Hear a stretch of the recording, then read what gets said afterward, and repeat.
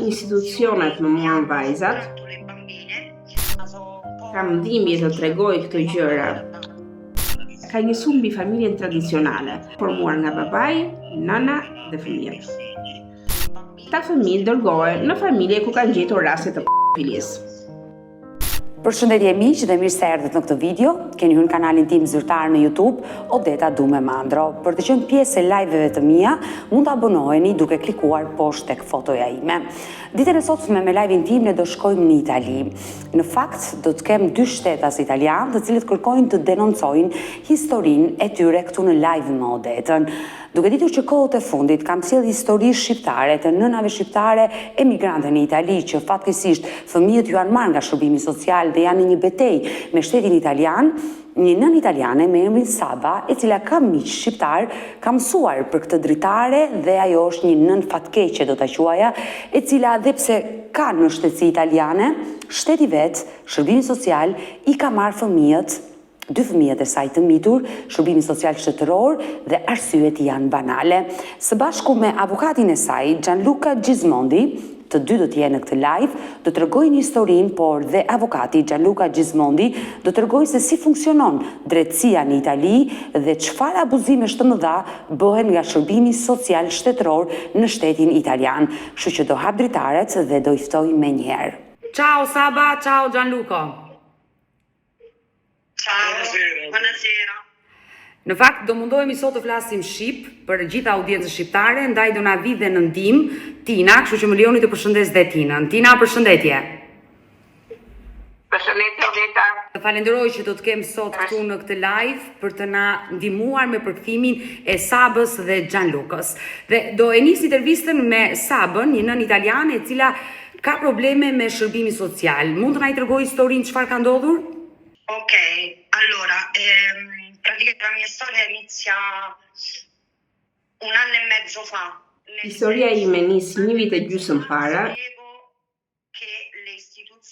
Institucionet më morën vajzat. In quanto io ho visto violenza familiare. Unë kam jetuar dhunë familjare, fizike nga ana e ish-djullit tim. Kjo dhunë nuk ishte vetëm mbi mua, por dhe mbi vajzat.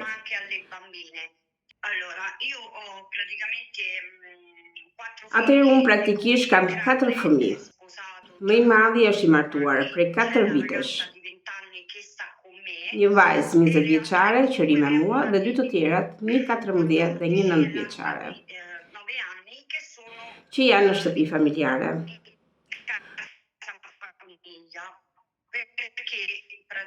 Për asistencë sociale dhe gjykatësit vendosën për t'i mbajtur në këtë shtëpi familjare. Institucionet nuk më kanë ndihmuar apo tuteluar, mbrojtur, absolutisht. Kam bërë shumë shtrime në spital. Kur dola nga spitali, dhe vajza 14 vjeçare ishte shtruar në spital,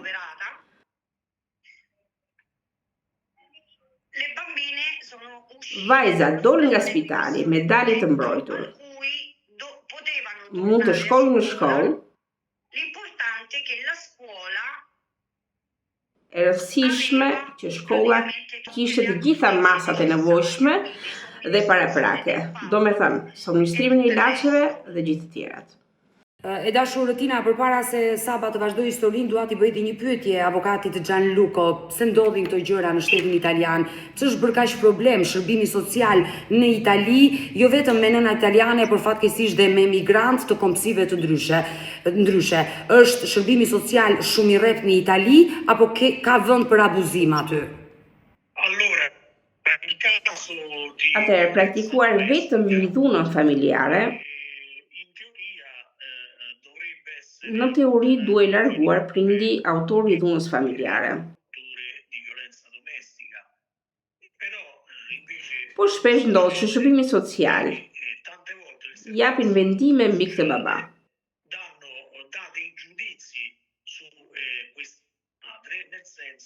Në kuptimin që thotë, sot i denoncon burrin që ti zgjodhe. Shpesh kjo thuhet ose dëgjohet që të thuhet në gjykata. Sot i denoncon burri që ti zgjodhe. Do me thënë ke zgjedhur keq. Do me thënë ti ishe aftë të mbaje këtë burr, ndoshta nuk je aftë të mbash fëmijë. Megjithse ti e ke duruar kaq vite si luaresh, para fëmijëve të tu, nuk je një nënë e mirë. Kështu që largojmë babain e largojmë aty.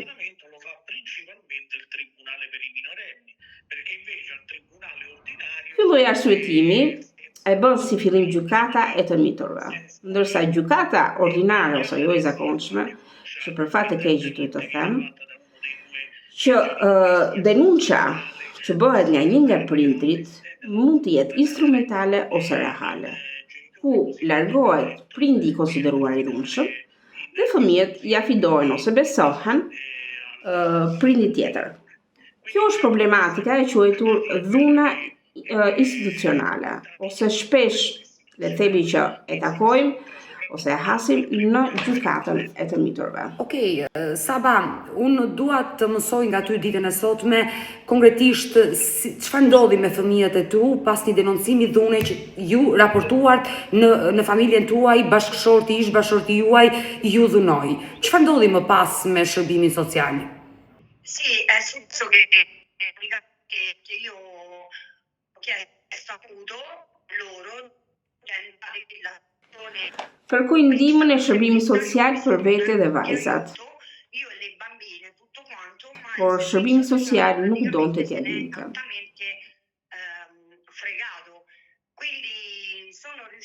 Arrita të largohesha mbi të gjitha duke mos patur ndihmën e askujt. Arrita të largohesha. Vajte në kazermën e karabinierëve ku më mbajtën deri natën vonë.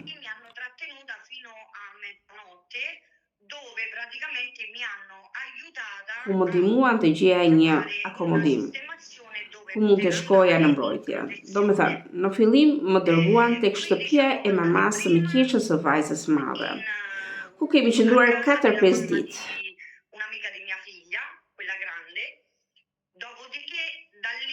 Nga ty kemi shkuar në një hotel gjithmonë për 4-5 ditë të tjera, nga ty në një hostel ku ndodhi edhe dhuna pasi ish burri e ndoqi domethënë nga mbrapa dhe arriti domethënë që ta gjente. Nga ty më transferuan në kazino provincën e Frosinone, ku ndodhesh edhe qendra e antiviolencës. Atëherë, karabinierët morën shërbimin social, por nuk u përgjigjën. Morën shërbimin social të komunës, të kazermës,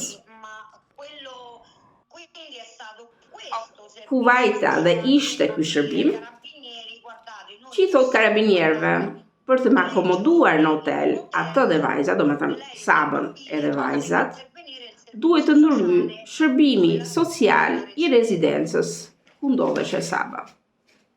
Dhe më pas çfarë ndodhi? E niente, praticamente poi quando stavamo lì a casino, kur ishim në kazino, nuk kuptua se si dhe pse ai që na kishte trajtonte na gjeti ku ishim dhe u larguam që ndaj. Duhet të cilësoj që ai vazhdoi të jetonte tek shtëpia e familjes. Dhe kur unë u largova, ai për të më bërë keq, e shkatroi shtëpinë. Ndaj unë nuk mund të kthehesha tek ajo shtëpi, as unë as vajzat.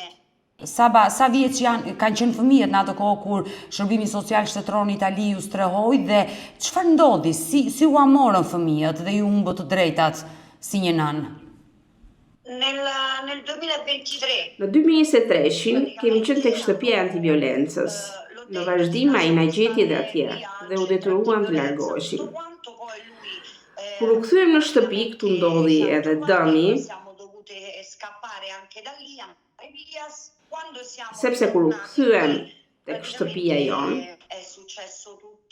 unë mora sërish shërbimin social. Ho iniziato a richiamare un'altra volta il servizio sociale però non shërbimi social me deklarata falso.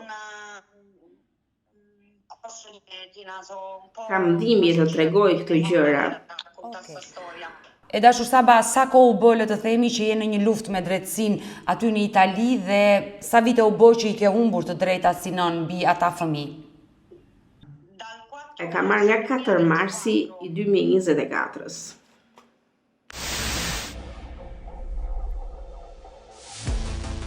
Pra, për afërsisht një vit, e dashur Saba, që ti ke humbur të drejtat mbi fëmijët.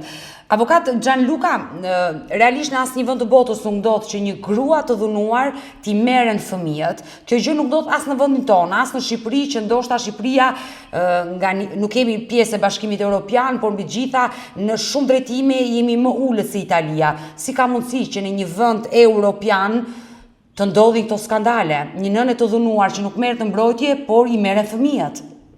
Allora, innanzitutto è un problema che riguarda tutta l'Europa occidentale. Para të gjitha është kjo ndodh në gjithë Europën perëndimore. Francia, in Inghilterra, nel nord Të njëjta gjëra ndodhin në Spanjë, Francë, Angli, Europën Veriore, Gjermani. Kemi ndjekur një rast në studion time 5 vjet shkuara, ku një familje rumune me banesë në Gjermani i kanë larguar 7 fëmijë sepse ishte një familje që luteshin tepër. Megjithatë, nëse do duam të gjejmë një arsye me gjitha ideologjike sepse në Itali, në Europën perëndimore, ka njësuar mbi familjen tradicionale. Pra familja tradicionale formuar nga babai, nana dhe fëmijët. Në avantazh të afidamentos të personave single ose kopjave homoseksuale. Dhe fëmijët që kalojnë adoptim dhe aty jepen personave single ose familjeve që nuk kanë, kopjeve që nuk kanë fëmijë.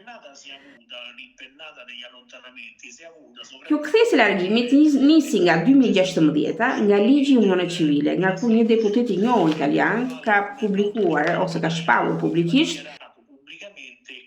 që do të kishte riedukim të fëmijëve dhe oskurità. Oskurità në Itali janë quajtur ata që janë në favor të familjes tradicionale.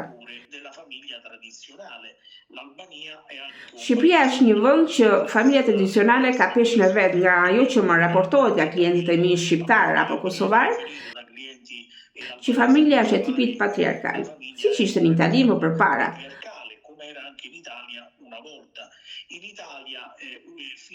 Në Itali deri në disa vite më parë jepishin fëmijët në adoptim, ata fëmijë që konsideroheshin të braktisur,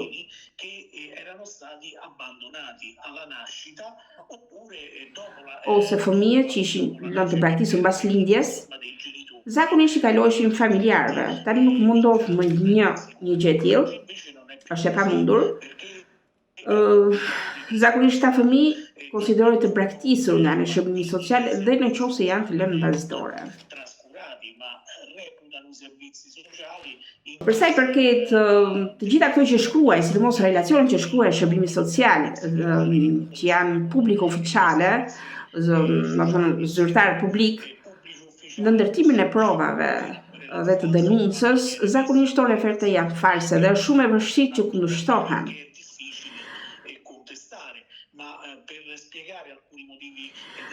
Disa nga motivet e largimit nga familja të këtyre fëmijëve janë shtëpia e pist ose pjatat në lavomam pa ular në orën 11 të drekës, ose vajza që shkon në shkollë e paregut e pakrehur. Në të gjitha këto janë një seri probleme që acarojnë seriozisht prindrit dhe kuptohet që nga këto fakte absurde, pa kuptim, që akoma para se të largojnë fëmijën. Qëllimi kryesor është të shkatërrohet familja e origjinës, sepse është e vetmja pikë kryesore për formimin social të një personi dhe vetmja pikë që kur ka ndonjë problem e ke si mbështetje.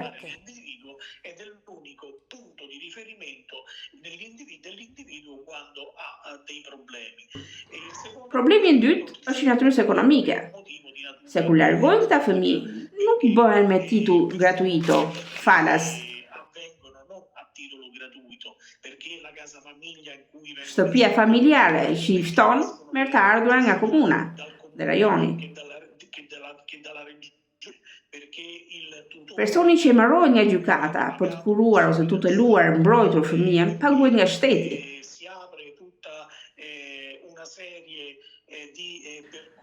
Kështu hapet një shteg nëpërmjet psikologëve dhe psikiatrëve që ndjekin si në publik dhe në privat.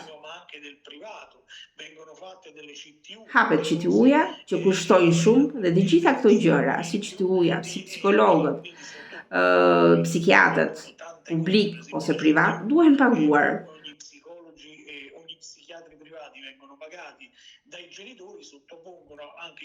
Dhe shton në stres ekonomik, por dhe stresin psikologjik të prindërve që vuajnë largimin e fëmijëve. Avokato Gianluca, dy raste që i njoh personalisht aty në Itali, dy nëna shqiptare të cilat janë larguar, le të themi, me fëmijët e vegjël vetëm që mos përfundojnë te shërbimi social. Nëna e parë është larguar në Zvicër, sepse shërbimi social ishte gati duke i marrë fëmijën, një rast të dhunes si Saba, dhe rasti i dytë është rikthyer në Shqipëri, një nënë e dhunuar nga bashorti i saj është rikthyer në Shqipëri. Por gjithë problemi është që këto nëna kanë çështjet e hapura në Itali dhe nuk kthehen dot më në Itali, dhe ky është një problem vërtet serioz. Ato kanë frikë të shkelin në tokën italiane. Çështja në gjyq mbetet e hapur, sepse dhe unë kam një rast me Bosnjën, fëmijët janë në Bosnjë, prindrit janë në Itali dhe janë të privuar nga përgjegjësia prindërore, sepse refuzojnë të sjellin fëmijët në Itali dhe t'i vënë në shtëpi familjare, pra në komunitet. Sipas mendimin tim, asnjë nuk mund të kthejë fëmijët në Itali për t'i mbyllur në shtëpi familjare, kështu që ata, më flasim të rast për familjet shqiptare që janë larguar nga Italia për të mbajtur ose për ruajtjen e fëmijëve dhe i kanë kthyer në Shqipëri, kanë bërë një zgjedhje të drejtë, kategorike, që nëse do kthehen në Itali, këta fëmijë që janë gjatë nën kujdestarinë e shërbimit social, të jenë denoncuar ose raportuar për robim fëmijësh. Nëse këta fëmijë janë akoma minoren, mund të përballen me largimin ose rrëmbimin e fëmijëve nga ana e shërbimit social. Nëse fëmijët do të kthehen 18 vjeç, rrezohet gjithçka. Më shumë se 14 vjeç, dhe deklaron që u largua vullnetarisht, domethënë me dëshirën e vet, në këtë rast nuk kemi largim të fëmijëve. Okej.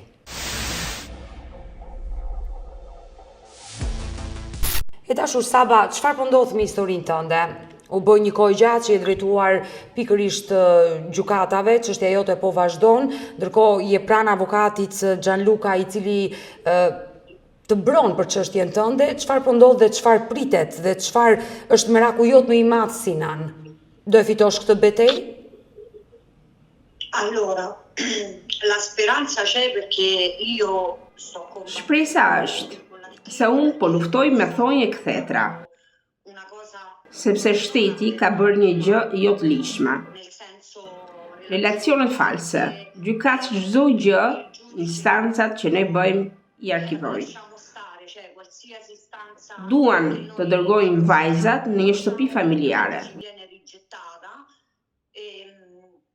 Nuk dim as familjet ku do të ikin. Mund t'i dërgojnë 600-700 kilometra larg nga shtëpia.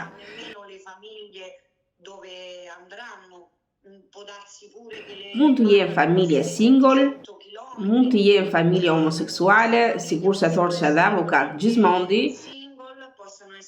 mund të jenë familje që nuk kanë fëmijë, pra shkopje martuar por nuk kanë fëmijë.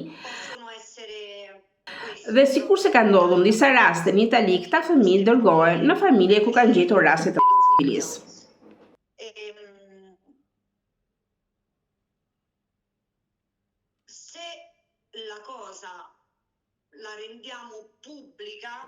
Sistemi vendoset për tokë nëse këto ngjarje i bëjnë publike.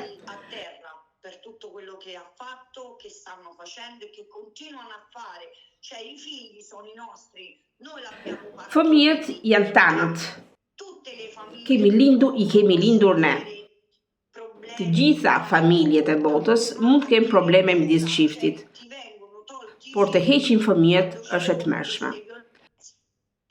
Në rastin tim, ne bëjmë takime të mbrojtura me vajzat. Kur unë jam viktima e shtetit. Quando io sono la vittima, io e le mie bambine siamo vittime. Invece lo Stato, invece di incentivare Shteti në vend të inkurajoj familjet biologjike, ndodh e kundërta. Vazhdon t'i shkatrojë. Continua a distruggerli. E dashur Saba, fëmijët e tu janë 4 dhe 9 vjeç sot. Ndërkohë, e kuptuam, ti kërkove ndihmën e policisë për dhunën, por ty me çfarë motivi shërbimi social të hoqi të drejtën si nën? Mirë babajin e kuptuam, ai është dhunues, por juve me çfarë motivi? Sì, 14 e 9. Fëmijët janë 14 dhe 9 vjeç. Praticamente loro hanno detto che io dovevo continuare. Praktikisht, shërbimi social thotë që unë duhet të vazhdoja të duroja dhunën dhe tuteloja vajzat. Kur unë vajzat i kam mbrojtur, duke qenë vetëm pa prindrit, pa njeri. Unë i mbrojta vajzat. Për shërbimi social nuk ishte kështu. Ato thonë që si kam mbajtur e mbrojtur vajzat, duke ma hequr ato dhe i dërguar brenda një strukture.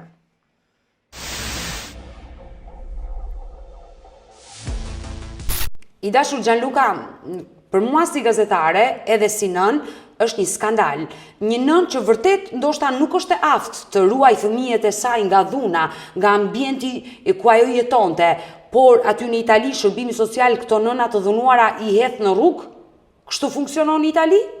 Ripeto, succede una cosa del genere perché l'interesse è distruggere. Ndodh një gjë e tillë, sepse interesi është të shkatrojnë familjen. Ata para së gjithash kanë shkatruar marrëdhënien, domethënë marrëdhënien e çiftit, megjithëse marrëdhënia është gjë e shkatruar. Kështu që më pas ata kanë shkatruar edhe marrëdhënien prind-fëmijë.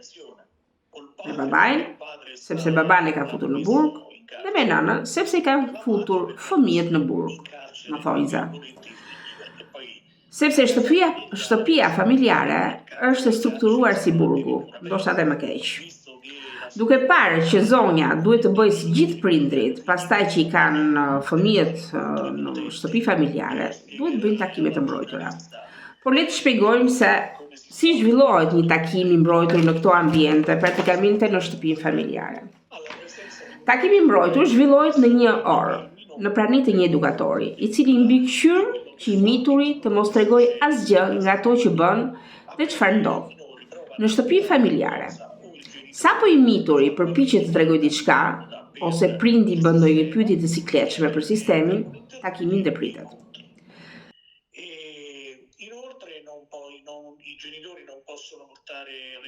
Për më tepër prindrit nuk mund të çojnë veshje fëmijëve, nuk mund të çojnë një ushqim dhe nuk mund të bëjnë fotografi.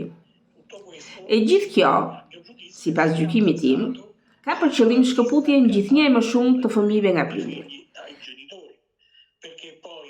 Sepse në gjithçka merren edukatorët në mungesë të prindërve, brenda shtëpisë familjare, ku ka raste që kanë arritur të thonë që prindrit nuk i donin, që i kishin braktisur, për këtë arsye i shiknin vetëm një herë në javë, ose mund të ndodhte dhe 1 ose 2 herë në muaj.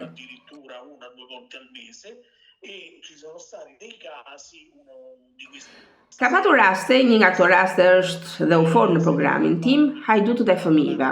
Në rastin në fjalë, fëmijës i kishin thënë që babai kishte vdekur.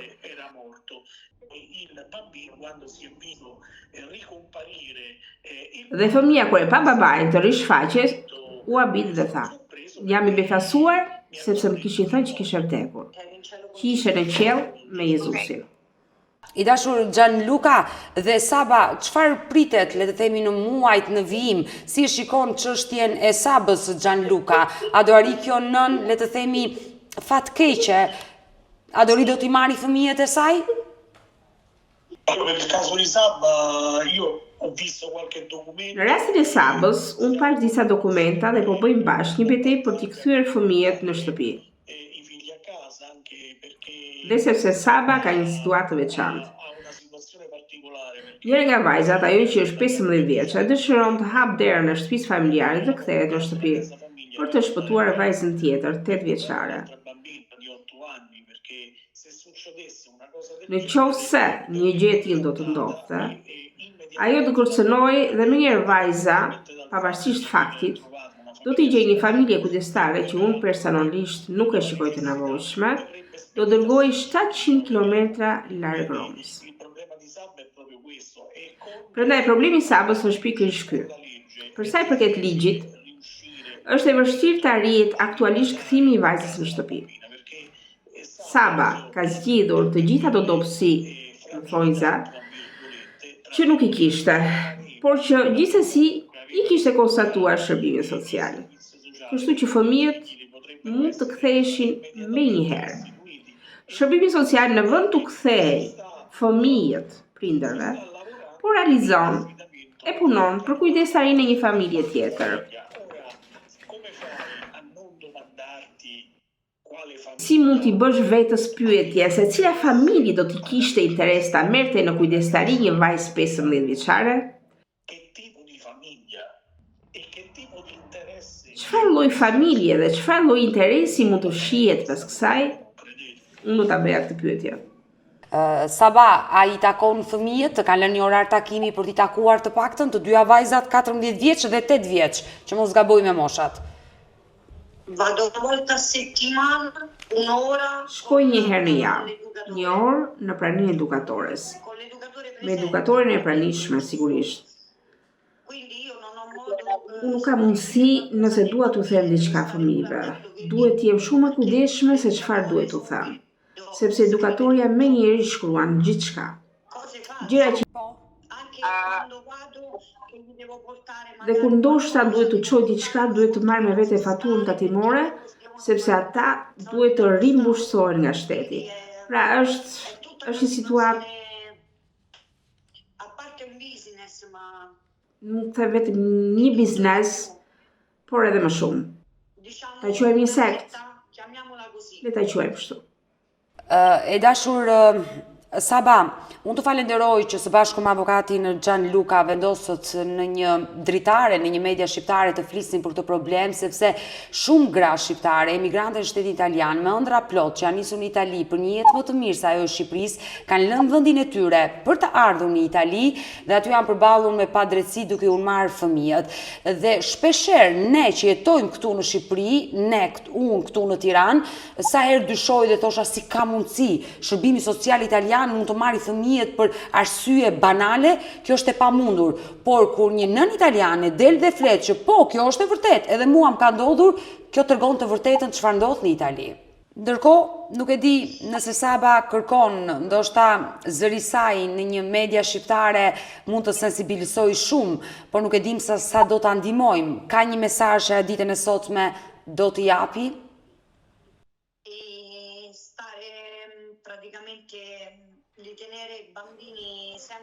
Të mbajnë fëmijët gjithmonë pranë vetes, të mos i lënë kurrë.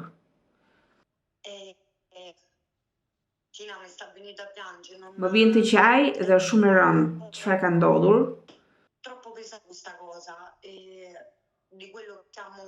Çfarë po pësojmë praktikisht këtu në Itali.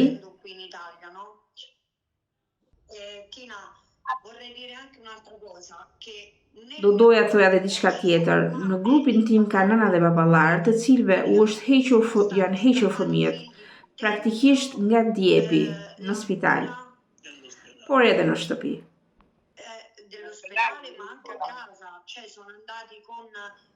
Ka shkuar me 7 patrulla karabinierësh, policia, sikur të ishin kriminal. Prindrit nuk din në janë në Itali apo janë në shtete të tjera. Nuk din absolutisht asnjë gjë. Kjo gjë mund të jetë edhe mund të më ndodhë shumë shpejt edhe mua. Për mendimin tim, shteti italian duhet vërë dorën në ndërgjegje. Gianluca, çfarë do i thoshe drejtësisë italiane? Assolutamente no, io non credo alla... Absolutisht nuk e besoj. Në dokumenta është një reforme përsosur, por në fakte gjykatësi dhe prokurorët janë miq, njihen dhe nuk do ndryshonte asnjë gjë.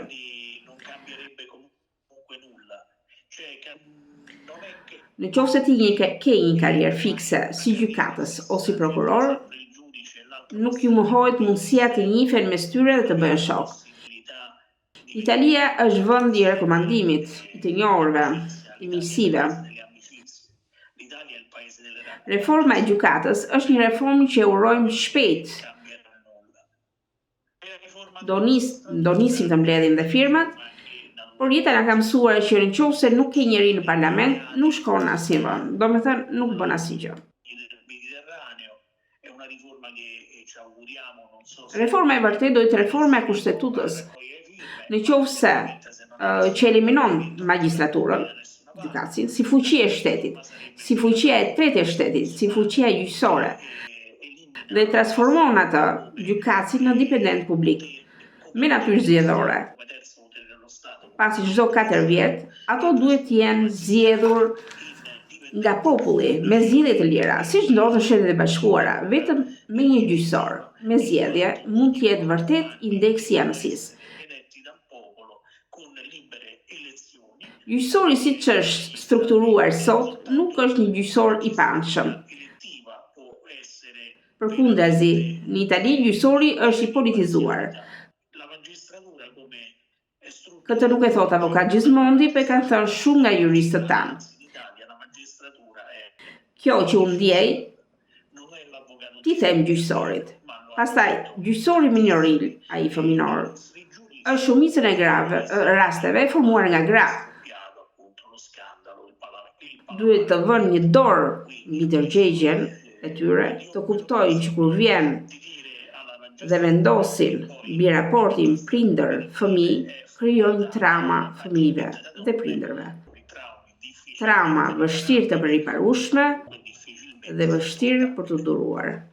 Saba dhe avokato Gianluca, unë ju falenderoj që vendosët të ishit në një dritare shqiptare, të flisnit për këtë problem madhor që ndodh në shtetin italian me shërbimi social, dhe kjo gjë na prek dhe neve si shqiptar, duke ditur që numrin më të lartë të emigrantëve shqiptar ne kemi aty në Itali, dhe fatkeqësisht një pjesë e nënave janë prekur nga shërbimi social dhe shumë nëna kanë humbur fëmijët. Shumë fëmijë shqiptar janë birsuar në familje italiane, rriten nga prindër italian, kanë gjithë të mirat, këtë mund ta themi, por fatkeqësisht kanë humbur nënën dhe babain biologjik, dhe kjo është një fatkeqësi. Kështu që ju falenderoj që e ngritët zërin pikërisht për këtë problem që na prek dhe neve. Grazie a voi per... Ju falenderit juve që na dat mundësinë, na dat hapësirë që të bëjmë të njohur dhe jashtë vendit dramën që jetohet nga shumë fëmijë dhe shumë familje italiane dhe jo vetëm. Urojmë e dashur Saba dhe për ju që të bashkoheni sa më shpejt me 2 fëmijët, me vajzën 14 vjeç dhe më të voglën 8 vjeç. Urojmë të bashkohesh sa më shpejt. Grazie a voi, a tutta l'Albania. Ju faleminderit juve, gjithë Shqipërisë, shpresojmë që me këtë intervistë që do transmetohet në gjithë botën, të arrijmë të ndryshojmë situatën. Është vërtet merr, nuk u hiqen fëmijët nënave. Shteti duhet të ndihmojë dhe jo të shkatërrojë. Mirë, ju falenderoj Saba, të falenderoj Gianluca, të falenderoj e dashur Tina që sot ishe në këtë live me ne, duke ditur që gjithçka ti ke vuajtur në lëkurën tënde, me një histori, le të themi, të ngjashme si të Sabës, por fatmirësisht i vajzën e ke kthyer në shtëpi, dhe urojmë gjithë nënave që rëndësi ka, çfarë kombësie kanë, shqiptare, italiane, bullgare, urojmë që të bashkohen me fëmijët e tyre që janë marrë padrejtisht nga shërbimi social dhe pikërisht në shtetin italian. Gianluca, Saba, ciao nga Tirana. Ciao. Ciao, buonasera. Mirupafshim Tina, ju përshëndes të treve, mirupafshim. Odeta, të falenderit për sëri. Mirë të dashur miq, kemi ardhur në fund edhe për këtë live. Unë ju falenderoj që ndruat me mua deri në fund të kësaj video. Më vjen mirë që ditën e sotme këtu në live me Odetën, një dritare që shapur enkas vetëm për zërin e shqiptarëve, pata një nën italiane së bashku me avokatin e saj. Uroj dhe shpresoj që të jetë një dritare funksionale ku të ketë edhe shtetas të huaj. Nuk besoj që do ketë, sepse vetë Saba nga miq shqiptar u informua dhe erdhi këtu dhe unë jam e sigurt që live modetet nuk e ndjekin shtetas të huaj, por ky ishte një hap i mirë që sot kishim një shtetase italiane në këtë live dhe bëri këtë denoncim duke ju bashkangjitur plagëve që kanë edhe nënat tona shqiptare emigrante në shtetin italian dhe urojmë që të ketë një zgjidhje dhe urojmë që kjo dritare të jetë funksionale për të dëgjuar zërin e çdo kujt. Nëse dhe ju keni një histori për të denoncuar dhe kërkoni që të jeni pjesë këtu në live modetën, mos hezitoni të më shkruani në numrin tim të telefonit 069 99 55 698 që ndodhet poshtë ekranit tuaj, por mund të më dërgoni mesazhe edhe në rrjetet e mia sociale, në Instagram dhe në Facebook me emrin Odeta Dumemandro dhe këto janë faqet e mia zyrtare. Ndërsa këtu lart tek fotoja ime mund të klikoni dhe të abonoheni, të bëheni pjesë e kanalit tim zyrtar në YouTube, ku çdo paradite live ora 10 jam me këto histori njerëzore. Faleminderit që më ndiqni, më mbështesni, më komentoni. Takohemi nesër me një tjetër histori të dhimbshme fatkeqësisht. Mirupafshim bashkë.